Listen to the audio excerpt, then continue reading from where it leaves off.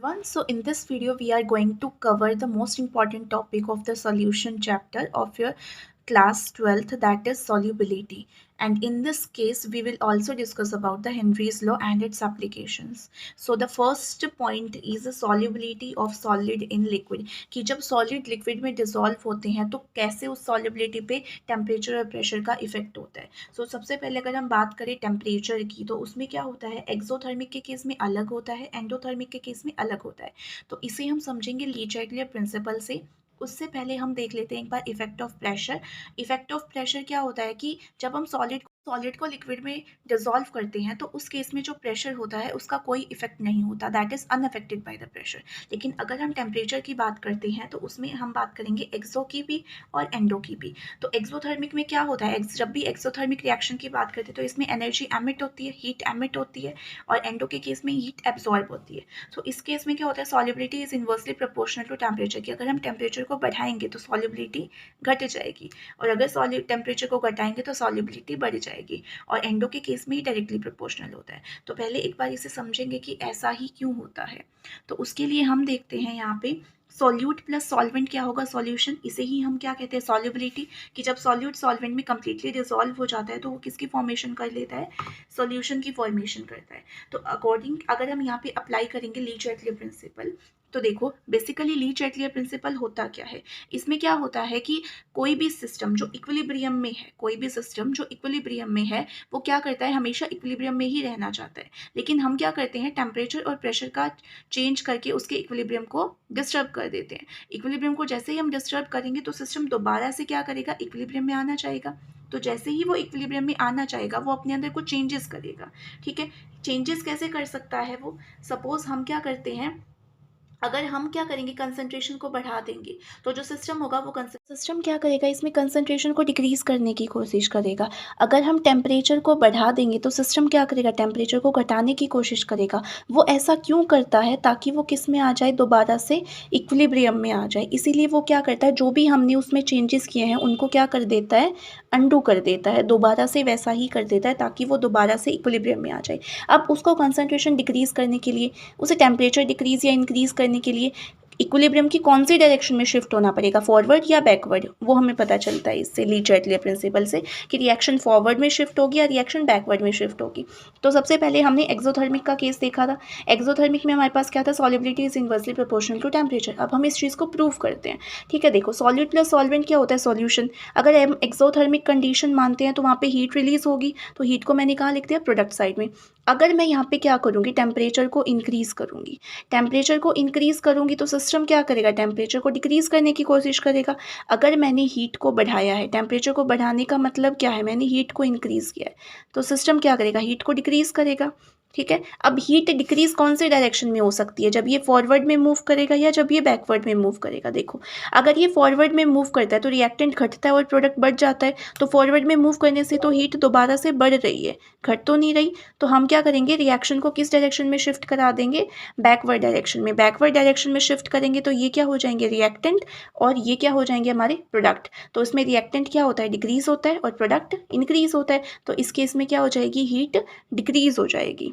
ठीक है, heat decrease कौन से डायरेक्शन में होगी, बैकवर्ड डायरेक्शन में. और जब बैकवर्ड डायरेक्शन में हम मूव कर रहे हैं तो यहाँ पे देखो सॉल्यूशन से वापस से क्या बन रहा है, सॉल्यूट और सॉल्वेंट. यानी कि यहाँ पे केस में क्या हो रही है, सॉल्युबिलिटी डिक्रीज हो रही है. यानी कि जब मैंने टेम्परेचर को बढ़ाया, यानी कि मैंने हीट को बढ़ाया, तो सिस्टम ने क्या किया, टेम्परेचर को घटाया, यानी कि हीट को घटाया. अब वो घटा कब सकता है, जब वो बैकवर्ड में शिफ्ट करे. बैकवर्ड में शिफ्ट करेगा तो heat as a reactant act करेगी और वो डिक्रीज होने लग जाएगी. जैसे ही बैकवर्ड में शिफ्ट करेगा, सॉल्यूशन से सॉल्यूट और सॉल्वेंट मिल रहे, यानी कि सॉल्युबिलिटी डिक्रीज हो रही है. इसका मतलब टेम्परेचर को बढ़ाने से हमारी सॉल्युबिलिटी घट जाती है. ठीक है, क्लियर है. अब ये सेम केस हम कहाँ पे लगाएंगे, एंडो में. एंडो में हमने क्या किया, हीट को हमने रिएक्टेंट साइड में लिखा है, यहाँ पे हीट एब्जॉर्ब हो रही है. तो इस केस में सेम वही हम काम करेंगे, टेम्परेचर को बढ़ाएंगे, यानी कि हमने हीट को बढ़ाया. तो सिस्टम क्या करेगा, टेम्परेचर को घटाएगा, यानी कि हीट को घटाएगा. तो अब वो घटा कब सकता है, हम टेम्परेचर बढ़ाएंगे, सिस्टम हीट को कब घटा सकता है, जब वो फॉरवर्ड में शिफ्ट करे. फॉरवर्ड में शिफ्ट करेगा तो heat as a reactant act करेगी और वो डिक्रीज होने लग जाएगी. डिक्रीज होगी तो वो क्या बना रही, सॉल्यूशन. यानी सॉल्यूट प्लस सॉल्वेंट से क्या बन रहा है, सॉल्यूशन. यानी कि सॉल्युबिलिटी बढ़ रही है. जैसे ही मैंने टेम्परेचर बढ़ाया तो सिस्टम ने टेम्परेचर घटाने की कोशिश की, इस वजह से वो फॉरवर्ड में शिफ्ट हुआ। फॉरवर्ड में शिफ्ट होते ही सॉल्यूशन की फॉर्मेशन हो रही है। सॉल्यूशन की फॉर्मेशन होने की वजह से हम ये कह सकते हैं कि solubility is directly proportional to temperature. तो ये सारे इफेक्ट्स होते हैं और इसका रीज़न होता है ली चैटलियर प्रिंसिपल। ठीक है, क्लियर है ये पॉइंट। तो ये तो था हमारा फर्स्ट केस जिसमें हमने बात की थी कि सॉलिड को लिक्विड में कैसे डिसॉल्व कर रहे हैं तो उससे सॉल्युबिलिटी का क्या फ़र्क पड़ेगा। अब हम देखते हैं सेकंड केस। क्या होता है solubility of gases in liquid की जब हम गैस को किसी लिक्विड में डिसॉल्व करते हैं तो उस केस में क्या होता है that solubility is directly proportional to pressure and solubility is inversely proportional to temperature. अब ये चीज़ हमने कैसे पता करी solubility is directly proportional to pressure, ये बात बताता है हेनरीज लॉ। अब हेनरीज लॉ क्या कहता है कि solubility of a gas in liquid is directly proportional to partial pressure of gas present about the liquid surface. कि कोई भी लिक्विड है बीकर में तो उसकी जो सॉल्युबिलिटी होगी गैस की लिक्विड में वो डिपेंड करेगी कि उसके ऊपर पार्शियल प्रेशर कितना है, उस प्रेशर के डायरेक्टली प्रोपोर्शनल होगी सॉल्युबिलिटी। ठीक है, तो ये होता है हेनरीज लॉ की स्टेटमेंट। अब इस हेनरीज लॉ को हम मैथमेटिकल एक्सप्रेशन में देखेंगे तो किस तरह से मेजर करेंगे। अब यहाँ पे हमने क्या किया है, तो मोल फ्रैक्शन होता है हमारे पास। मोल फ्रैक्शन क्या होता है, number of moles of given substance upon total number of moles. तो मोल फ्रैक्शन को हम मेजर करते हैं सॉल्युबिलिटी का, यानी सॉल्युबिलिटी को हम मोल फ्रैक्शन से दिखाएंगे यहाँ पे। तो यहाँ पे क्या हो रहा है, pressure is directly proportional to solubility था, तो यहाँ पे हमने क्या किया, देखो यहाँ पे इन्होंने कहा था कि that pressure is directly proportional to solubility. Solubility को हम किसकी टर्म्स में दिखा रहे हैं, मोल फ्रैक्शन की टर्म्स में दिखा रहे हैं। तो हम ये कह सकते हैं कि pressure is directly proportional to mole fraction. ठीक है, अब प्रोपोर्शनलिटी के साइन को हटाएंगे तो यहाँ पे एक कांस्टेंट लगाएंगे, उस कांस्टेंट का नाम है यहाँ पे हेनरीज कांस्टेंट KH। ठीक है, KH है हमारा हेनरीज कांस्टेंट, x ये काय है हमारा पास mole fraction, that pressure is equal to Henry's constant into mole fraction. अब जो ये हेनरीज कांस्टेंट होता है इसकी टर्म हम देखेंगे कि जितनी ज़्यादा वैल्यू होगी हेनरीज कांस्टेंट की उतनी ही कम क्या होती है सॉल्युबिलिटी। तो यहाँ पे क्वेश्चन इससे भी पूछा जा सकता है एक्सप्रेशन से। ठीक है, दूसरा क्वेश्चन यहाँ से पूछा जा सकता है कि हेनरीज कांस्टेंट को सॉल्युबिलिटी से कैसे रिलेट करेंगे, या फिर आपको 2-3 गैसेस की क्या दे दी जाएगी हेनरीज कांस्टेंट की वैल्यू और वहाँ पे ये पूछ लेंगे कि इनकी सॉल्युबिलिटी का ऑर्डर बताओ। तो किसी भी तरह से क्वेश्चन आ सकता है। नेक्स्ट इस कि जो अलग अलग गैसेज होती हैं, different gases have different Henrys constant eight same temperature. कि अगर हम 323 की केल्विन की बात करें तो एक ही टेम्परेचर पे अलग अलग गैसेस की अलग अलग वैल्यू हो सकती है हेनरी कांस्टेंट की। ठीक है, क्लियर है इतना पॉइंट। अब हम देखेंगे कि इस हेनरीज लॉ को हमने अप्लाई कैसे किया। सॉल्युबिलिटी और प्रेशर जो डायरेक्टली रिलेटेड है ये हमें नेचर में कहाँ कहाँ दिखाई देते हैं। सो क्वेश्चन देखिए यहाँ पे क्या है कि soft drinks are closed at high pressure. जो भी हम कोल्ड ड्रिंक्स की बोतल देखते हैं उनको बहुत हाई प्रेशर पे बंद किया जाता है। तो अगर प्रेशर इंक्रीज होगा तो उससे क्या होगा, सॉल्युबिलिटी भी इंक्रीज होगी। तो उसमें कौन सी गैस होती है, CO2। तो हाई प्रेशर होने की वजह से CO2 ज़्यादा डिजोल्व हो जाती है उन लिक्विड्स के अंदर। सो यहाँ पे भी हेनरीज लॉ लग रहा है that pressure is directly proportional to solubility. ठीक है, नेक्स्ट एप्लीकेशन होती है स्क्यूबा डाइवर्स की, यानी कि जो गोताखोर होते हैं समुद्र में, जो गोताखोर होते हैं उनके जो गैस सिलेंडर्स होते हैं उसमें ज़्यादा अमाउंट हीलियम की होती है एज़ कम्पेयर टू नाइट्रोजन। हम उसमें नाइट्रोजन की ज़्यादा कंसंट्रेशन नहीं रखते। इसका रीज़न क्या होता है वो यहाँ पे हेनरीज लॉ से हम एक्सप्लेन करेंगे और इस एप्लीकेशन पे बहुत सारे क्वेश्चंस बनते हैं। ठीक है, जो ये बैंड्स वाला क्वेश्चन ही काफ़ी बार रिपीट होता है। तो यहाँ पे है अंडर वाटर, जैसे ही हम अर्थ के सरफेस से नीचे जाते हैं तो प्रेशर डिक्रीज होता है, प्रेशर इंक्रीज होता है, सॉरी। अर्थ के सरफेस से नीचे जाएंगे तो प्रेशर इंक्रीज होगा और ऊपर जाएंगे तो प्रेशर डिक्रीज होगा। तो जैसे ही हम पानी के अंदर जाते हैं तो वहाँ पे क्या होता है, हाई प्रेशर होता है। जैसे ही प्रेशर ज़्यादा होगा सॉल्युबिलिटी भी ज़्यादा हो जाएगी।